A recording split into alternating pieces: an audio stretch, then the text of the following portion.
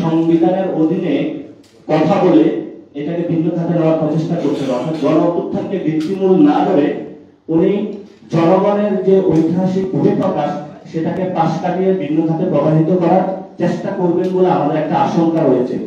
সেই জন্য ডক্টর ইউনূসের অধীনে যে কনসেনসাস কমিশন রয়েছে বা জাতীয় ঐক্যমত কমিশন, এই কমিশনে বিলটা অথবা আদেশটা জনগণের সামনে ড্রাফট আকারে হাজির করতে হবে। ড্রাফট আকারে যখন হাজির করবে তখনই আমরা এটা দেখে এনসিপি স্বাক্ষরের উদ্যোগ নেবে। আমরা যে 6 নম্বর ধাপটা বলেছি সেটাতে বলেছি এই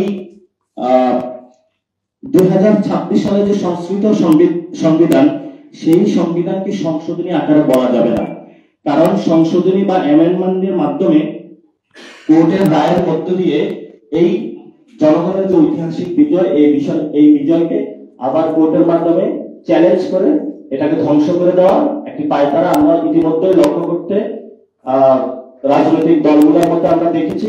ভবিষ্যতে এই ধরনের কোন প্রসেস আমরা বাংলাদেশের জনগণের বিপক্ষে গিয়ে আমাদের স্বাক্ষর অনুষ্ঠান আমরা চাই না। আমাদের কিন্তু স্পেসিফিক একটি কথা ছিল, সেটা হলো এটা যদি বিল আকারে না হয়, ডক্টর ইউনূস যদি সাইন না করেন বা সরকার প্রধান এবং গণ অভ্যুত্থানকে যদি ভিত্তিমূল ধরা হয়, এটা যদি জাতির সামনে স্পষ্ট না করা হয়, আমরা সেখানে স্বাক্ষর করবো না। এবং জনগণকে সাথে নিয়ে পুরো বাংলাদেশ কিন্তু আমাদের সাথে ছিল, ফলত আমাদের প্রেশারের কারণে সরকারি জায়গায় যেতে বাধ্য হয়েছে। এবং ভবিষ্যতে যদি জনগণকে পাশ কাটিয়ে কোনো সিদ্ধান্ত নেওয়া হয়, আমরা জনগণের কাছে যাব এবং জনগণের যে ইচ্ছা শক্তির বহিঃপ্রকাশ সেটাও আমরা রাজপথে ঘটাবো। আমরা এটা বলতে পারি, এটা এনসিপি নয়, এটা বাংলাদেশের একটি জনগণের বিজয় হয়েছে। এখানে শুধু এনসিপি ছিল না, এখানে শহীদ ফ্যামিলি ছিল, আহত ছিল।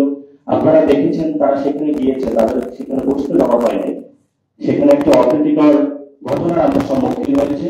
আমরা সেখানে শহীদ ফ্যামিলি যারা রয়েছেন, আহত ফ্যামিলি যারা রয়েছেন, তাদেরকে আমরা বলেছি যে আমরা উদ্যোগ নিচ্ছি, আমাদের সাথে সরকারের কথাবার্তা চলছে, আপনারা আসলে তারা নেমে আসতে চান, কিন্তু আমরা বাংলাদেশে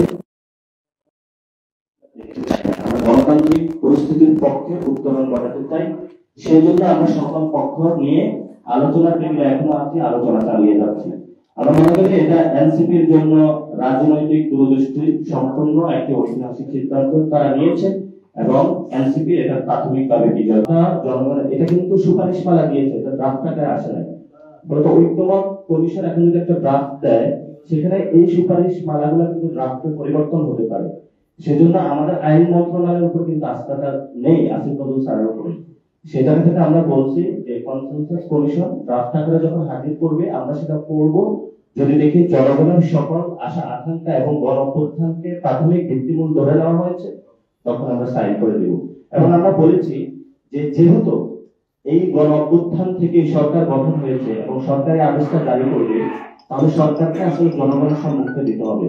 সেটা তো আমরা সম্ভাব্য যে জায়গা সেটা শহীদ মিনার বলেছি, কারণ এই শহীদ মিনার থেকে এক দফা দাবির মাধ্যমে শেখ হাসিনা বা ফ্যাসিস্ট রেজিমের পতন হয়েছে।